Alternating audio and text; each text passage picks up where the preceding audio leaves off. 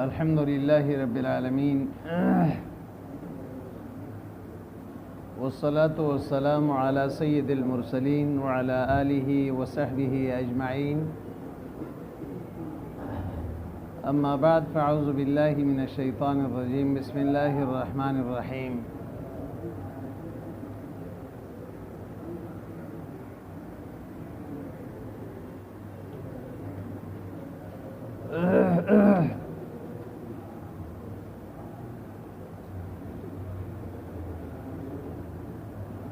يسألونك عن الشهر الحرام قتال فيه قل قتال فيه كبير وصد عن سبيل الله وكفر به والمسجد الحرام وإخراج أهله منه أكبر عند الله والفتنة أكبر من القتل ولا يزالون يقاتلونكم حتى يردوكم عن دينكم إن استطاعوا.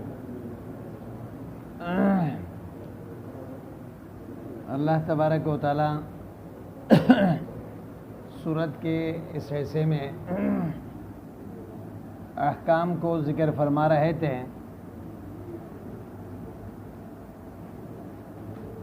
بات سمجھ میں آئی؟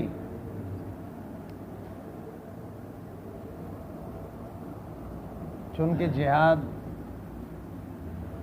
اور اس کے متعلقات کا احکام جو ہے ماقبل سے چل رہے ہیں. یسألونک عن الشہر الحرام قتال فیہ. مفسر علیہ رحمہ آپ کو بتا رہے ہیں رسول اکرم صلی اللہ علیہ وسلم نے ایک سریہ، ایک لشکر بھیجا کافروں سے لڑنے کے لیے. ایک ہوتا ہے سریہ، ایک ہوتا ہے غزوہ. سریہ اس لشکر کو کہتے ہیں جس میں نبی اکرم صلی اللہ علیہ وسلم نے بنفس نفیس شرکت نہیں کی،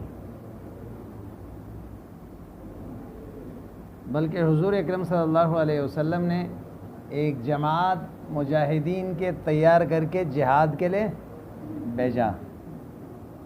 سمجھ آئی بات؟ اس کو سریہ کہتے ہیں.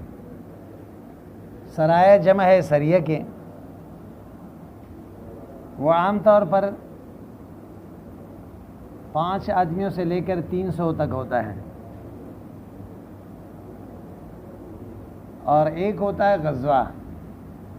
غزوہ اس جہاد کو کہتے ہیں کہ جس میں حضور اکرم صلی اللہ علیہ وسلم بنفس نفیس شریک ہوا ہو، جیسے بدر ہے، احد ہے، احزاب ہے، حنین ہے، تبوک ہے، خیبر ہے، فتح مکہ ہے. سمجھ آئی بات؟ جن غزوات میں حضور نے براہ راست شرکت کی ان کو غزوہ کہتے ہیں.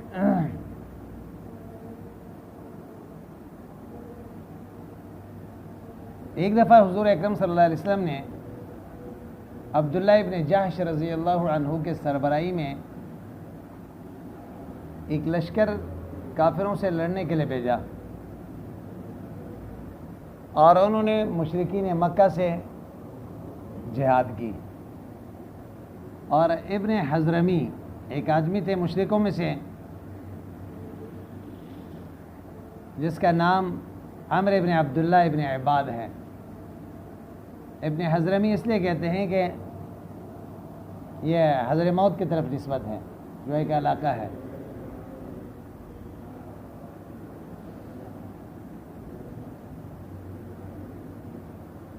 تو مشرکین کا قافلہ جا رہا تھا. مسلمانوں نے ان قافلے میں اس عمرو ابن عبداللہ کو قتل کیا، اور وہ تجارتی مال کو وہاں سے لے کر آ گئے. یہ لڑائی جس دن ہوئی وہ جمادی الثانی کے آخری تاریخ تھی. بات سمجھ میں آئی نا؟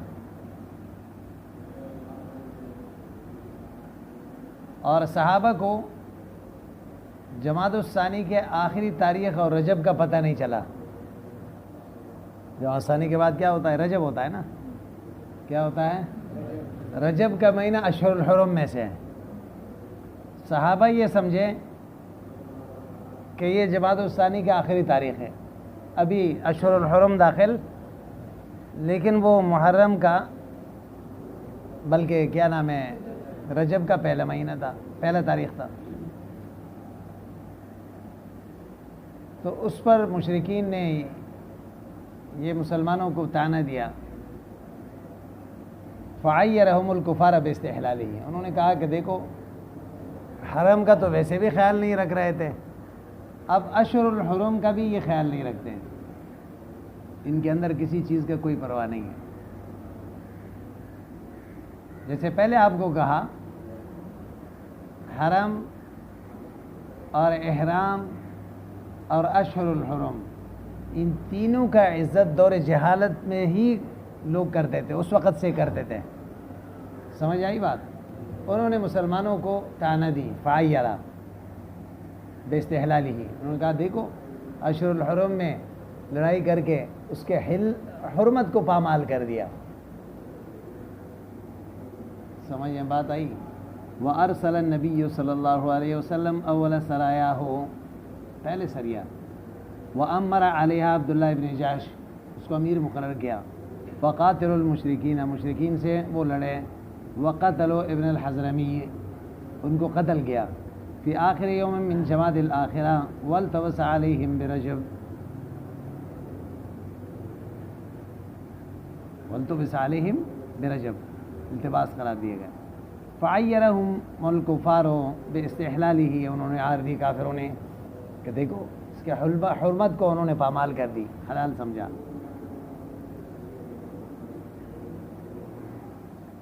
سمجھ میں بات آئی؟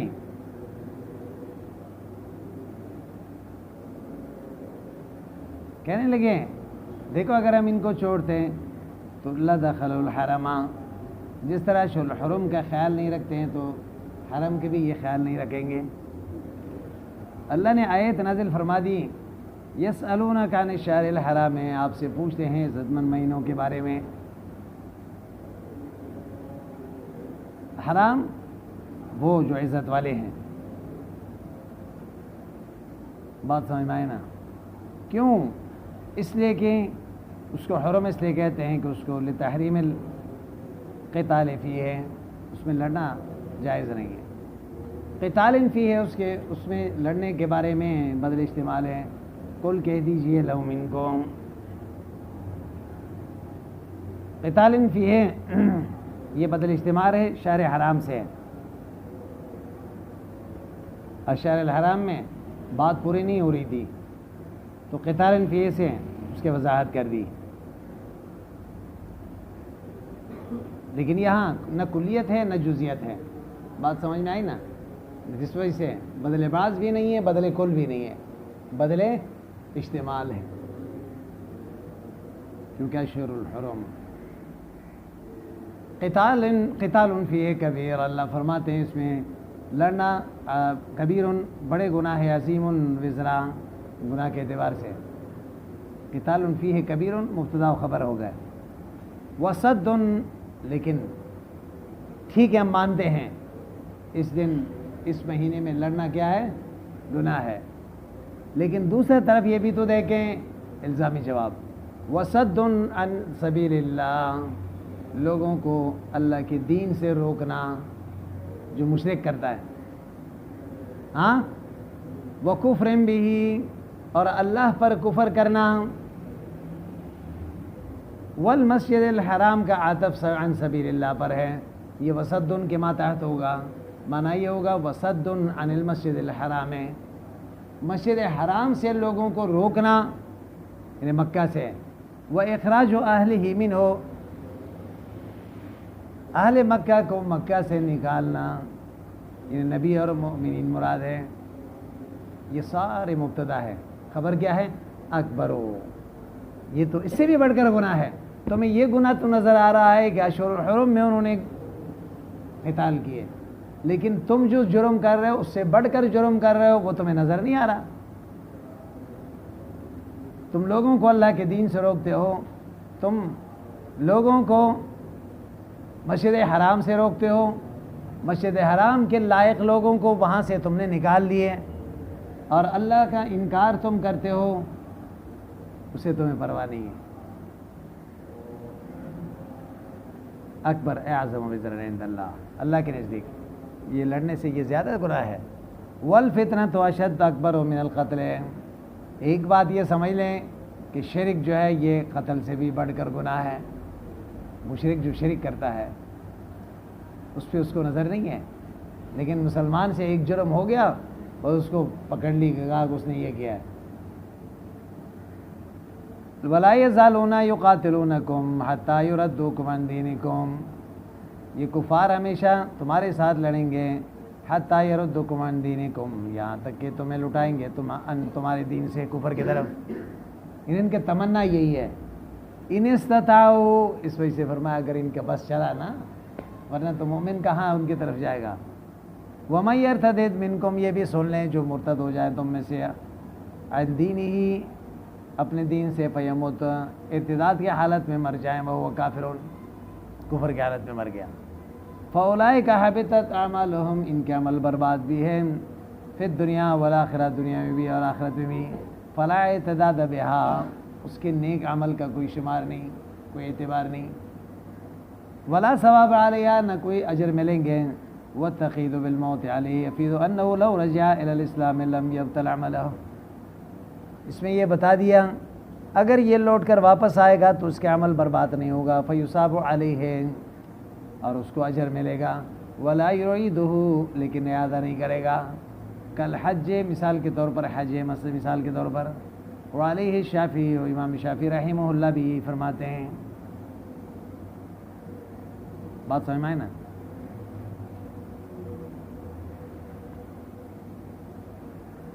ایک آدمی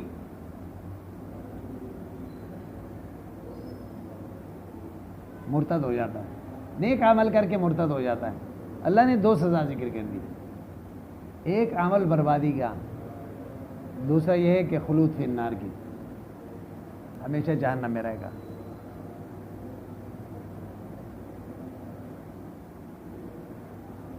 ہاں مفسر کہتا ہے اگر اس نے رجوع کر لی، یعنی بعد میں مسلمان ہو گیا، عمل برباد نہیں ہوں گے، پہلے عمل کا ثواب اس کو مل جائیں گے، فیصاب علیہ ولا یعیدہ، اب دوبارہ اعادے کی ضرورت نہیں ہے، جیسے حج ہے۔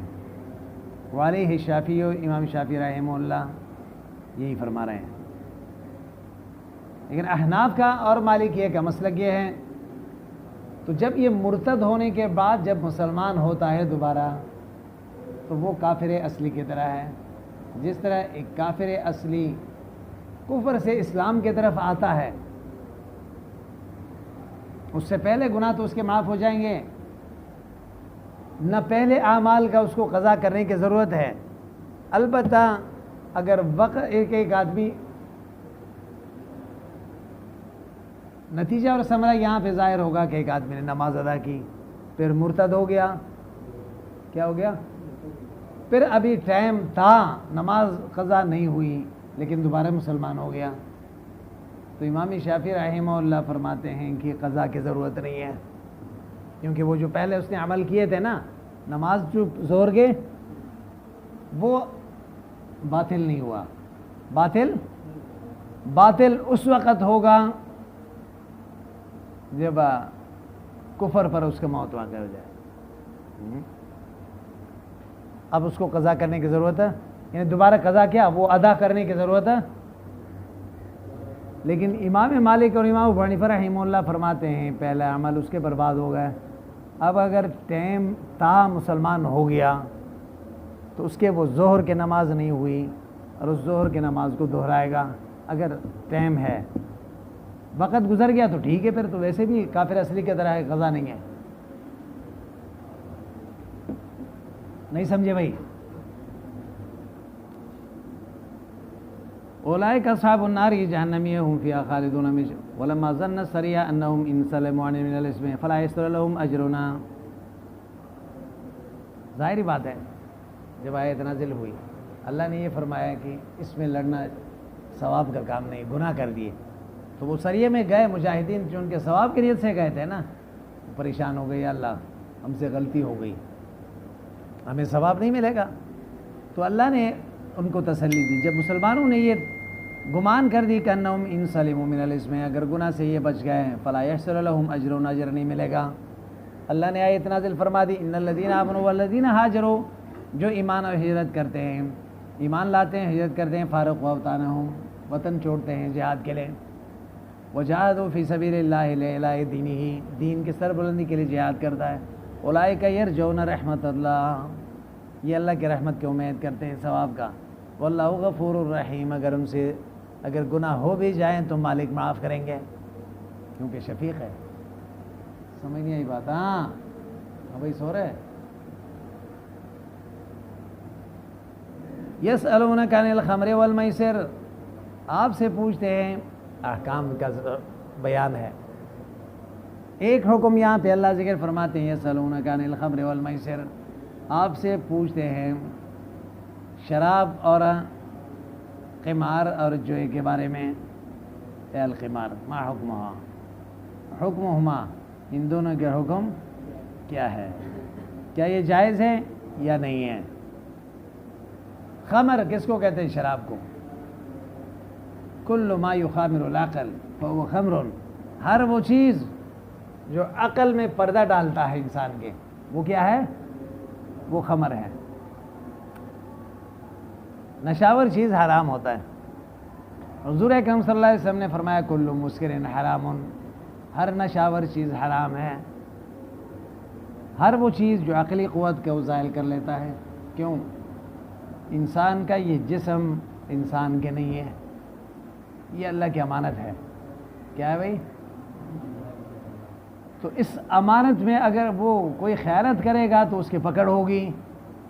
اب یہ ہوتا ہے نا کہ یہ آپ کی چیز ہے، آپ کی چیز کو جس طرح آپ استعمال کرنا چاہیں، تو اللہ کیوں پوچھتا ہے؟ جب انسان کا ہے جسم، چاہے اس کو خودکشی کر لیں، چاہے وہ شراب پئیں.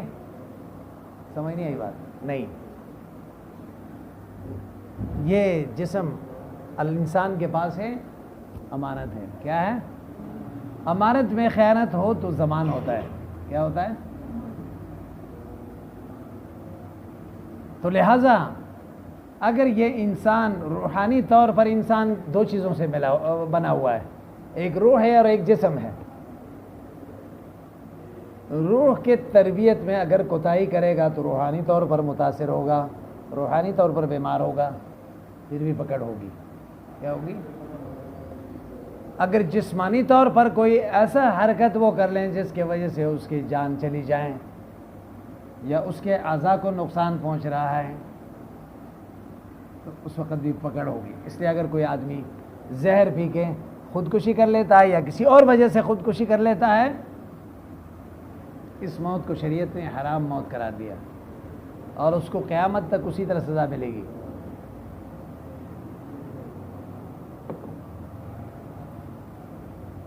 اب ایک آدمی نشاور چیز استعمال کرتا ہے، چاہے شراب ہو یا چرس ہو یا پاؤڈر ہو یا کوئی اور چیز ہے،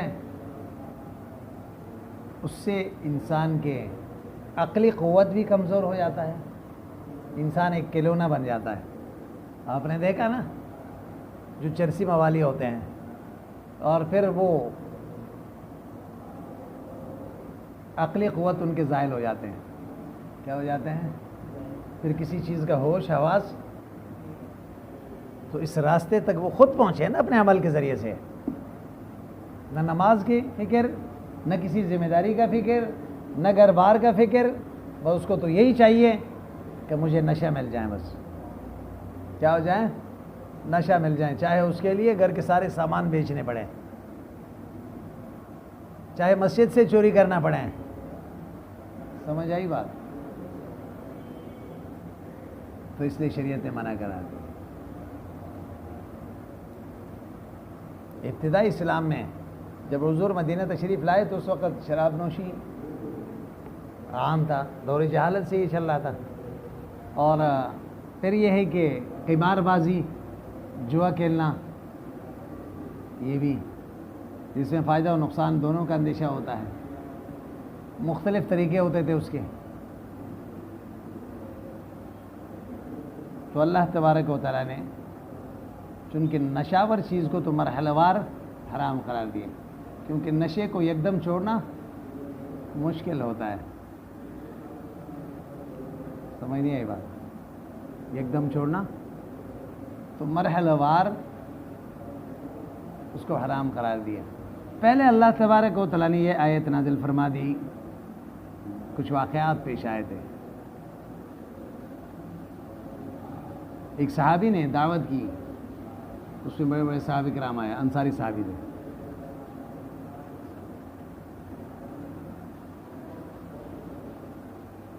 دعوت کھانے کے بعد شراب پیا تو حضرت سعد بن ابی وقاص رضی اللہ تعالیٰ عنہ نے پھر جذبات میں آ کے کچھ ایسے اشعار پڑھے جس میں انصار مدینہ کے حجو اور اپنے قبیلے کے بڑائی بیان کی اس نے. اور اس پہ ایک انصاری صحابی نوجوان تھا، اس کو غصہ آ گیا، اس نے اونٹ کے ہڈی اٹھا کے جو ہے اس کے سر پہ مارا، جس سے شدید زخمی ہو گیا. وہ حضور کے پاس آئے، شکایت کی کہ یا رسول اللہ اس نے مجھے مارا. تو اللہ نے آیت نازل فرما دی، یسألونک عن الخمر والمیسر.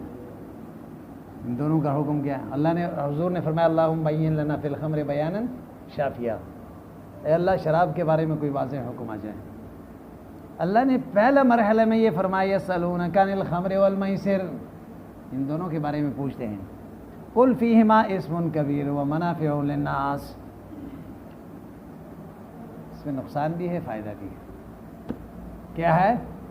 نقصان بھی ہے.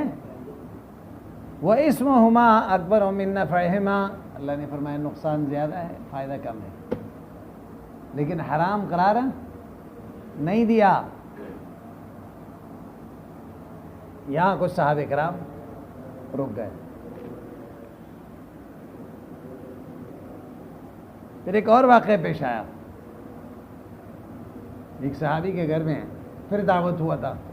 اس دعوت میں کھانے کے بعد مغرب کے تو شراب چن کے کھانے کا لازمی حصہ ہوتا تھا. اس کے بعد حضرت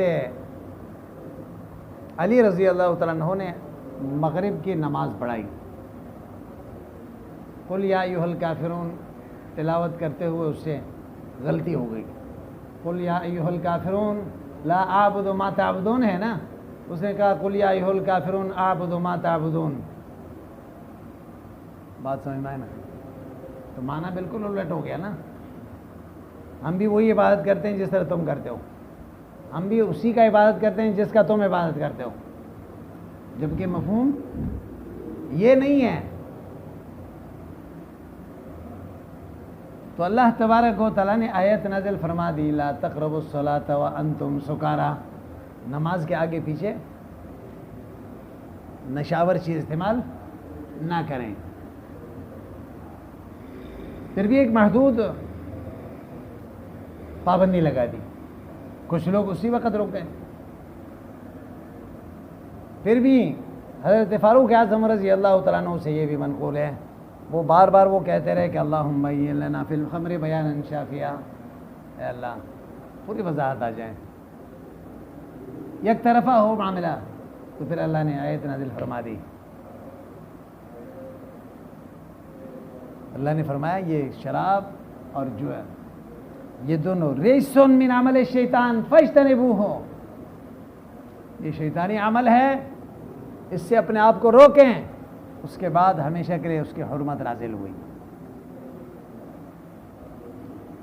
سمجھ میں بات آئی یا نہیں ہے؟ اس لیے جو آدمی نشے میں مبتلا ہوتا ہے اس کو یکدم شروع سے نشہ نہیں چھڑاتے ہیں، جو علاج کراتے ہیں وہ بھی، کیونکہ اس سے تو وہ مر جائے، کیونکہ اس کے ہڈی میں اس کے جسم میں وہ سرایت کر چکا ہوتا ہے.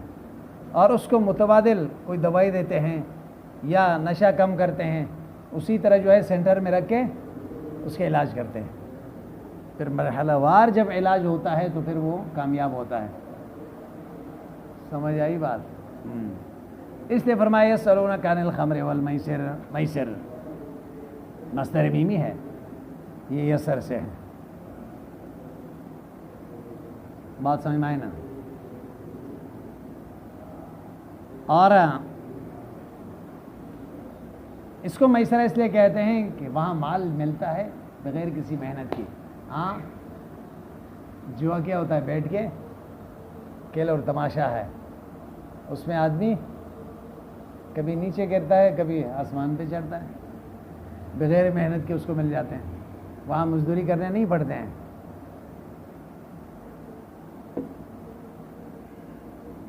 سمجھ میں بات آئی؟ تو بہرحال دور جہالت میں اس طرح مختلف نیزوں سے کھیلتے تھے، یا کچھ ایسے چیزیں تھیں تقسیم بالازلام جو کہتے ہیں. ایک اونٹ کو ذبح کیا 10 آدمی مل گئے. سمجھ نہیں آئی بات؟ پھر ان میں حصہ کر دیتے ہیں. وہ کچھ سب نے مل کے ایک جیسے پیسہ جمع کیا. جمع کرنے کے بعد پھر کچھ دیزے ہوتے تھے جس میں مختلف حصے لکھے ہوئے ہیں. ایک میں 2 حصہ، ایک میں 3 حصے، میں ایک خالی ہے اور ایک میں 4 حصہ ہے. اب 10 آدمی ہیں، پیسے جمع کر کے تو اب اس میں ڈال کے جو ہے نکال لیتے تھے. جس کا نکلا تو آپ کا 2 حصہ آ گیا، آپ 2 حصے لیں گے. اس کا 3 حصہ آ گیا تو یہ 3 حصہ لے گا، اور میرا خالی آ گیا تو میں ایسے ہی چلے جاؤں گا. بات سمجھ میں آئی نا؟ تو اس طرح کے شریعت نے منع کر دیا. ہر وہ چیز جس میں نفع و نقصان کا پتہ نہیں ہے.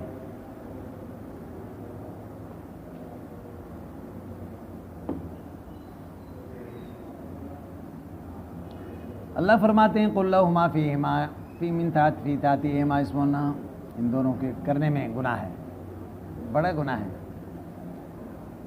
ما يحصل بسببها من المخاصمة والمشاتمة وقول الفحش. کیوں؟ شراب کے بعد بھی آدمی بکواس کرتا ہے اور لڑتے ہیں، ایک دوسرے کو گالی دیتے ہیں، فحش باتیں کرتے ہیں. تو اس لیے بہت سے ایسے واقعات پیش آتے ہیں. شراب پینے کے بعد پھر کسی نے کسی کو قتل کر دیا، کسی نے کسی پر کے عزت پر حملہ کر دی. تو بہت سے ایسے واقعات پیش آتے ہیں جو انسان پھر اپنے اختیار میں. وہ منافع للناس باللذت والفرح ہے، کچھ فائدہ بھی ہے، ظاہری طور پر لذت ہے اور ایک خوشی محسوس کرتا ہے انسان. فی الخمر و اصابت المال بلا قد فی المیسر، بغیر مشقت کے مال مل رہا ہے وہاں پہ جوا میں. وَإِسْمَهُمَا مَا يَنْشَأُ عَنْهُمَا مِنَ الْمَفَاسِدِ، لیکن ان دونوں سے جو گناہ، جو خرابی پیدا ہو رہی ہے نا، وہ بڑھ کر ہے فائدے سے. وَلَمَّا نَزَلَتْ شَرَبَا قَوْمٌ، جب یہ آیت نازل ہوئی ایک جماعت نے پھر بھی شراب پینا بند نہیں کی. وَامْتَنَعَ آخَرُونَ إِلَىٰ أَنْ حَرَّمَتْهُمَا، یہاں تک کہ جب تک صراحتاً حرام نہیں ہوا نا اس وقت تک وہ پیتے رہے. جیسے آیت مائدہ میں ہے انما الخمر والمیسر والازلام ریس من عمل الشیطان فاجتنبوہ. وَيَسْأَلُونَكَ مَاذَا يُنْفِقُونَ، آپ سے پوچھتے ہیں کیا لگائیں، یعنی کتنا لگائیں. ماذا ينفقون، یعنی لگانے کتنے ہونی چاہیے. قل ان، کہہ دیجئے لگاؤ العفو الفاضل الحاجہ، آپ کی ضرورت سے بچے ہیں، اس لیے سارے مال خرچ کرنے کی اجازت نہیں ہے. ایک تو وہ صحابہ کرام تھے، ابو بکر صدیق سارے سرمایہ لے کر آئے تھے. اس جیسے توکل تو کسی کے پاس نہیں ہے نا، عام مسلمانوں کے لیے یہ اجازت نہیں ہے. ابو بکر صدیق کو اللہ کے ذات پر ایسا یقین تھا اگر میں سارے سرمایہ خرچ کروں گا پھر بھی ہاتھ پھیلانے کی نوبت نہیں آئے گی. وَلَا تُنْفِقُوا مَا تَحْتَاجُونَ إِلَيْهِ وَتَزَيُّوا أَنفُسَكُمْ، ضرورت کی چیز خرچ نہ کریں پھر اپنے آپ کو ضائع کرو گے، پھر اپنے بچوں کو کیا کھلاؤ گے. ایک قرأت میں رفع کے ساتھ بھی تقدیر ہوا. كَذَلِكَ كَمَا بَيَّنَ لَكُم مَّا ذُكِرَ يُبَيِّنُ اللَّهُ لَكُمُ الْآيَاتِ لَعَلَّكُمْ تَتَفَكَّرُونَ. اللہ واضح دلیل بیان فرماتے ہیں تاکہ سوچیں. فی امر الدنیا والآخرہ فتأخذون بالأصلح لکم فیہما، بھائی دنیا و آخرت کے لحاظ سے کون سی چیز فائدہ مند ہے تمہارے، اسی کو انسان دیکھے نا. پھر جب انسان سوچتا ہے تو پھر فائدہ و نقصان بھی نظر آتا ہے اور اسی کے مطابق فیصلہ کرتا ہے. ہاں بھائی جگاؤ نا اس کو, سو رہے ہیں ادھر جو پیچھے جو سو رہا ہے. ہاں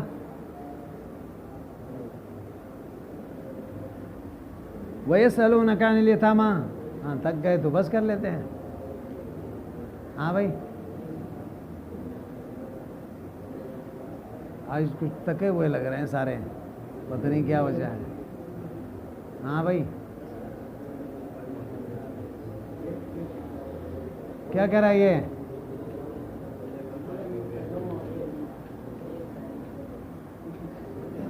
یہ کہتا ہے پڑھ لیتے ہیں. وَيَسْأَلُونَكَ عَنِ الْيَتَامَى, آپ سے پوچھتے ہیں یتیموں کے بارے میں. وَمَا يَلْقَوْنَهُ مِنَ الْجَرْحِ مِنَ الْحَرْجِ, ان کے متعلق جو تکلیف پہنچ رہی ہے نا, فی شانہم, ان کے متعلق. فَإِنْ وَاكَلُهُمْ, وہ حرج کیا ہے, اگر ان کے ساتھ کہہ رہے ہیں تو یاسمون, رشتہ دار گناہگار ہو جائیں گے.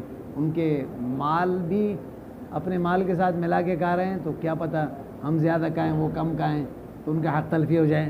وَإِنْ عَزَلُوا مَالَهُمْ, اگر ان کے لیے کھانا پینا بالکل الگ پکا لیں ان کے مال سے تو وَصَنْعُوا لَهُمْ طَعَامًا, الگ سے کھانا پکایا جائیں تو وحدہم, اکیلے تو فحرجن, ایک طرف تکلیف ہے دوسرا اخراجات بڑھتا ہے. ان کا اخراجات کیا ہو جائیں گے, اور بڑھ جائیں گے. یتیم کا اس میں فائدہ کہاں ہے, نقصان ہے. اب کیا کیا جائے, ہم تو دونوں مسئلوں میں پھنس گئے. ایک طرف تو اللہ نے یہ فرمایا جو یتیم کا مال کھاتے ہیں ما یاکلون فی بطونہم الا النار, وہ آگ کے شعلے ڈالتے ہیں اپنے پیٹ میں. اب کیا کریں, اللہ نے فرمایا قل اصلاح لہم, اللہ تمہارے خیر خواہی دیکھتا ہے. آپ ملا رہے ہو یا الگ کر رہے ہو, دونوں صورتوں میں آپ کا مقصد ان کو فائدہ پہنچانا ہے یا اپنا فائدہ سوچ رہے ہو, اللہ اسی کو دیکھتا ہے. آپ ہر صورت میں چاہے ملائیں یا الگ کریں, یتیم کے خیر خواہی مد نظر رکھیں.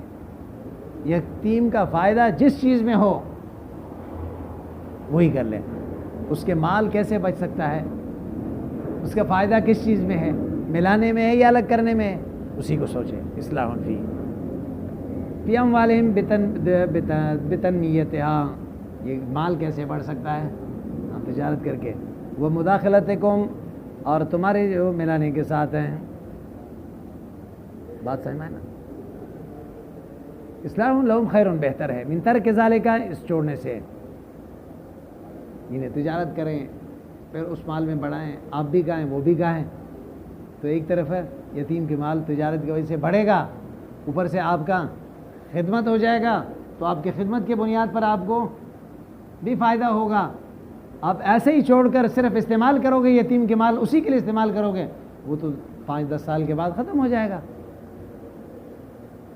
وہ چیز کریں جس میں یتیم کا خیر خواہی ہو, اس کے مال بڑھیں, چاہے تجارت کے ذریعے سے ہو یا کسی بھی وجہ سے ہو.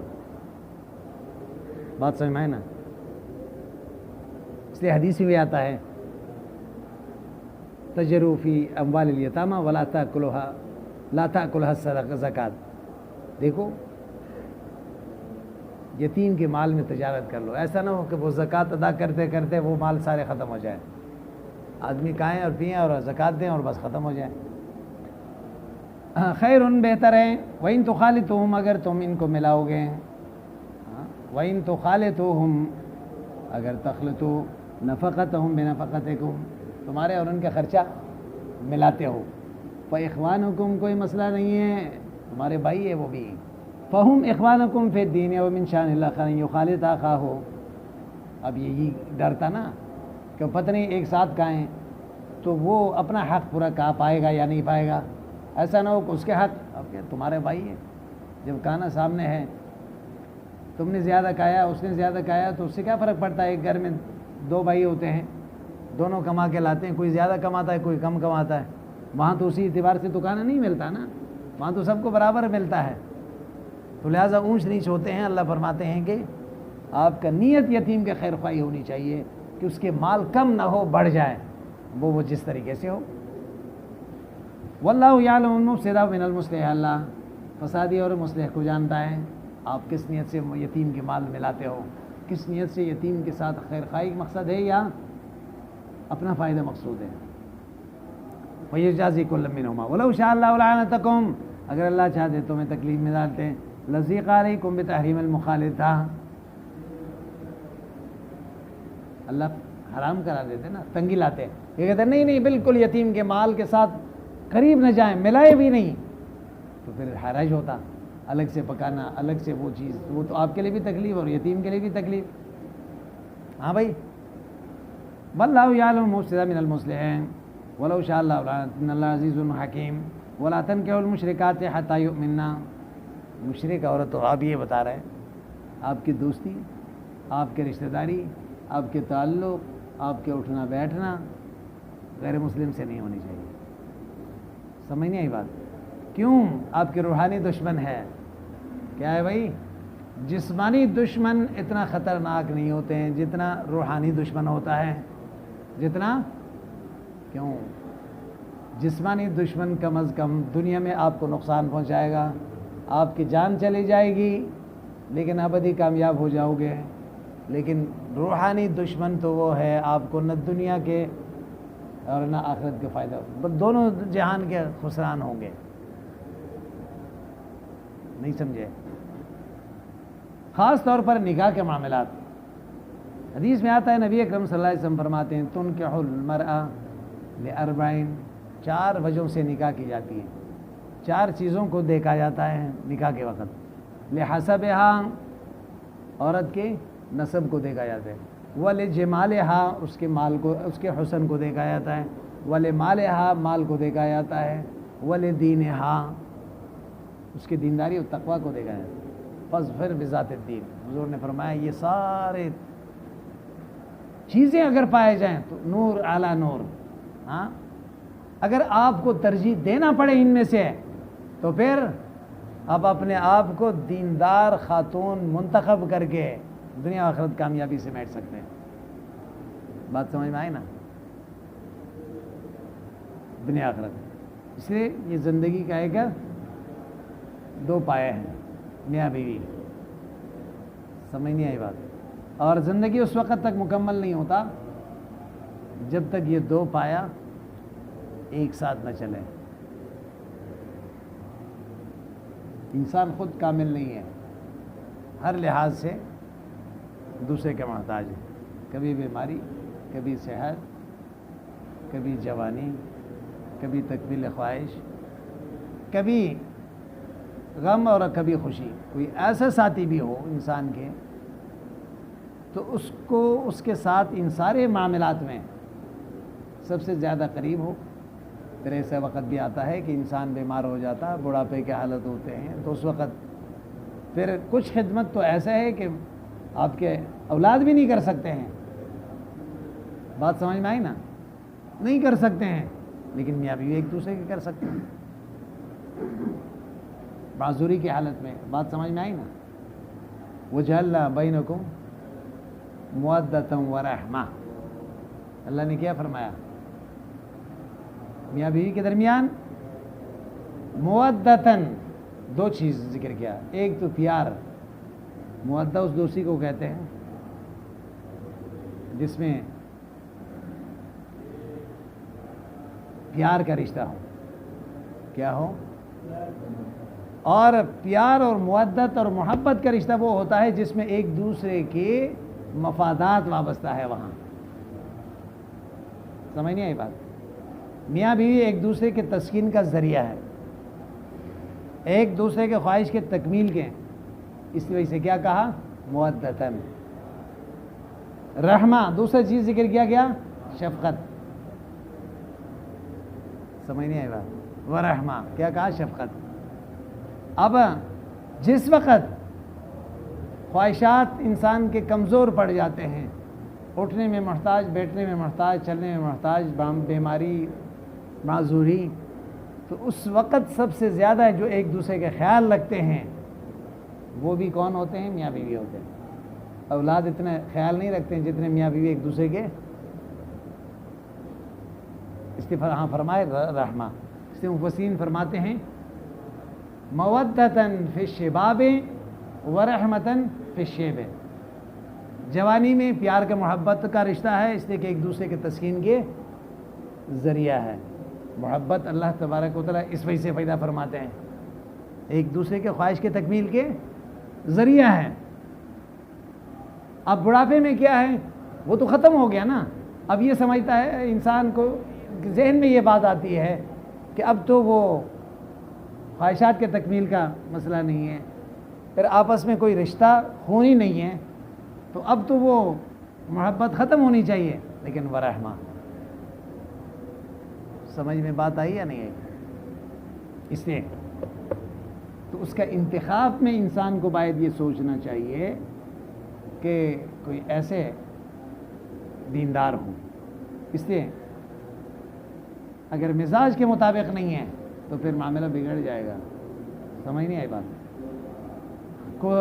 حضور اکرم صلی اللہ علیہ وسلم نے اس لیے فرمایا الدنیا کلھا متاع وخیر متاعها المرأة الصالحہ، دنیا ساری وقتی فائدہ ہے، لیکن سب سے زیادہ جو فائدے کی چیز ہے انسان کو جو دنیا میں مل رہی ہے، دنیا کی نعمتوں میں سے وہ المرأة الصالحہ، نیک بیوی ہے۔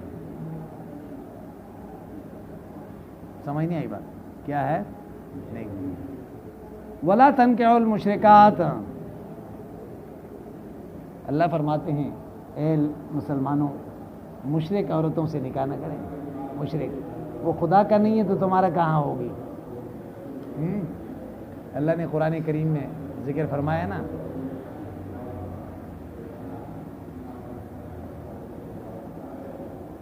الزانیۃ آؤ، کیوں فرمایا؟ اللہ نے کیا فرمایا؟ زناکار مرد جو ہے یا زناکار عورت سے شادی کرتا ہے یا مشرکہ سے؟ اب کہیں گے کہ زناکار اور مشرک دونوں کو کیوں ملایا یہاں عورت کو؟ کہتا ہے اس لیے ملایا نا، جس طرح زناکار عورت کی شوہر معلوم نہیں ہوتا، کیا ہوتا؟ وہ ہر ایک کی ہے، تو اسی طرح مشرک کا خدا بھی معلوم نہیں ہے، وہ ہر درگاہ کے پجاری ہے۔ کیا ہے؟ سمجھ نہیں آئی بات؟ ایک کے اندر عملی بے عدولی ہے، دوسرے کے اندر عقیدے کے اعتبار سے بے عدولی ہے، اس لیے ملایا۔ اللہ نے فرمایا مشرک عورتوں سے کبھی شادی نہیں کرنا۔ مشرک سے مراد کیا ہے؟ کافر عورت ہے۔ ہاں کتابیت جو ہے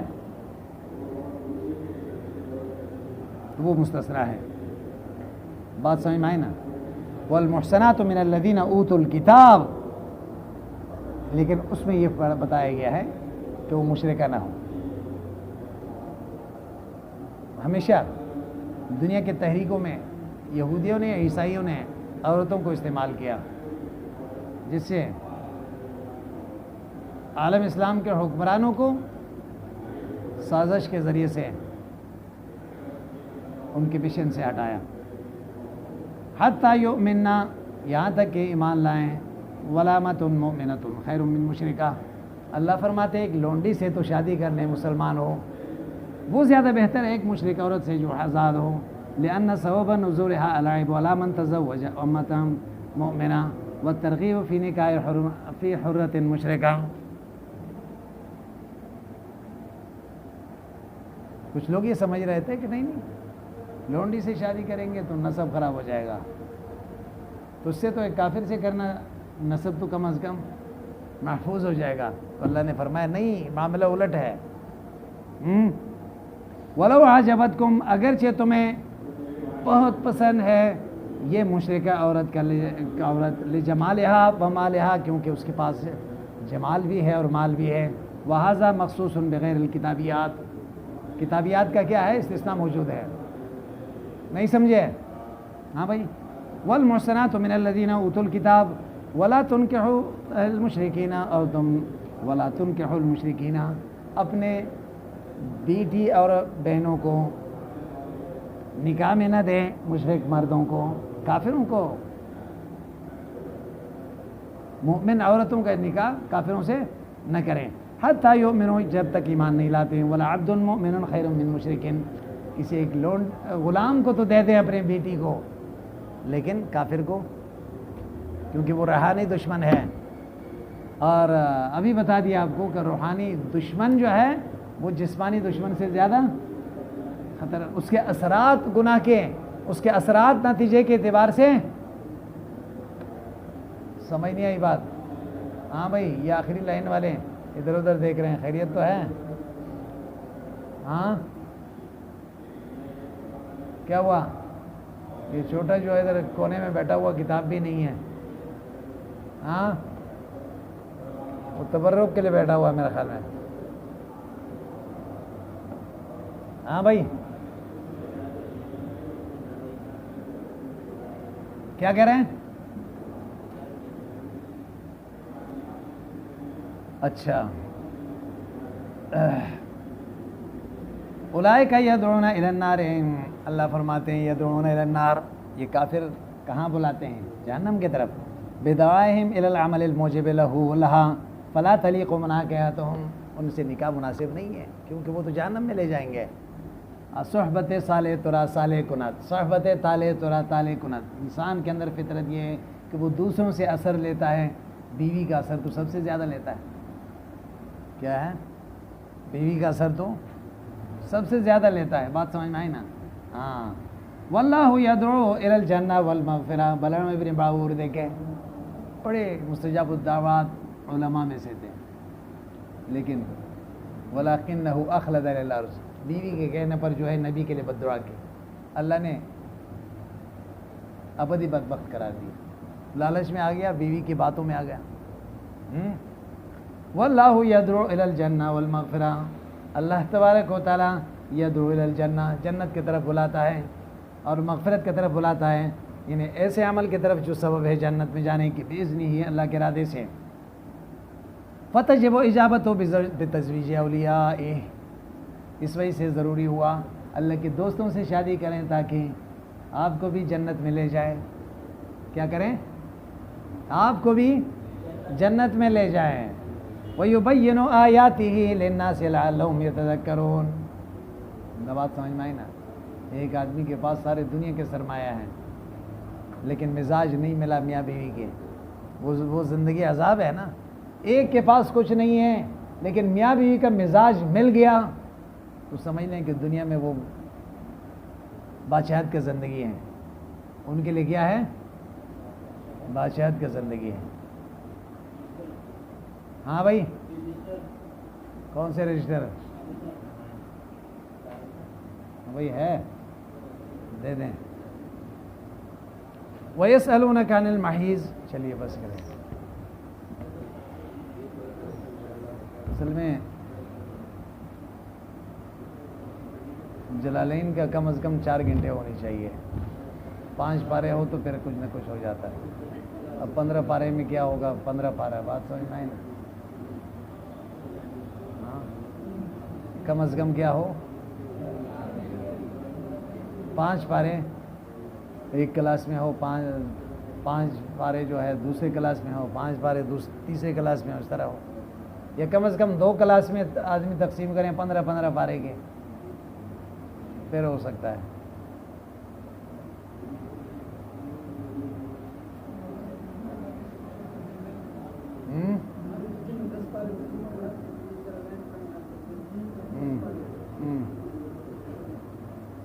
ہاں، یہ بھی صحیح ہے، تو شروع سے یہی ترجمہ ہی تو ہے، یہ بھی قرآن کا لفظی ترجمہ ہے عربی میں، بات سمجھ میں آئی نا؟ لیکن جو مقدرات ایک چھوٹے سے لفظ میں نکال کے جو ہے وہ پورا اشکال ختم کر دیتا ہے۔ مفسر کا کمال یہ ہے کہ جہاں کوئی اشکال ہو، کوئی معنی سمجھ میں نہیں آ رہا ہے، ایک چھوٹے سے لفظ نکال کے اس سے بالکل بات واضح ہو جائے گی، ایک لفظ ہے، یہ کمال ہے اس کا۔ محدثین اور فقہا نے ہمارے لیے دین کو کیسے آسان کر دیا، کس محنت سے لکھا ہوگا ان لوگوں نے، لیکن آج امت ان سے استفادہ کرتے ہیں، ان کے لیے قیامت تک یہ صدقہ جاریہ ہے۔ لاکھوں لوگ جو ہے تفسیر کو پڑھتے ہیں، سمجھ نہیں آئی بات، تو ان کے لیے صدقہ جاریہ ہے۔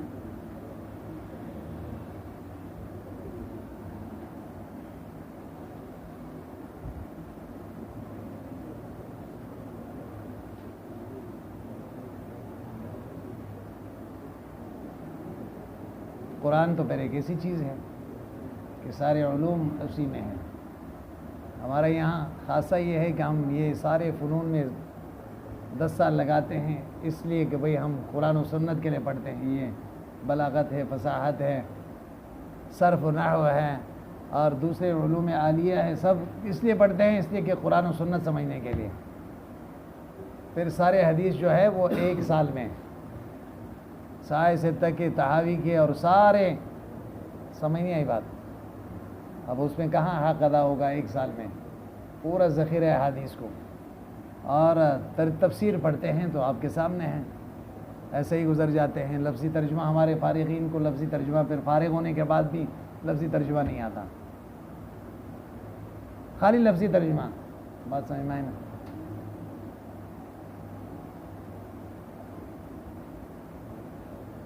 ایک صاحب فارغ ہو کر گیا تھا، گھر گیا تو گھر کے خواتین نے کہا ہمیں ترجمہ سکھائے۔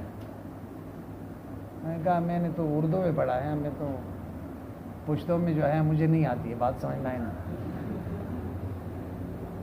اب اس کو اصل میں ترجمہ ہی لفظی ترجمہ نہیں آتا، کہتا میں پشتوں میں نہیں کر سکتا ہوں،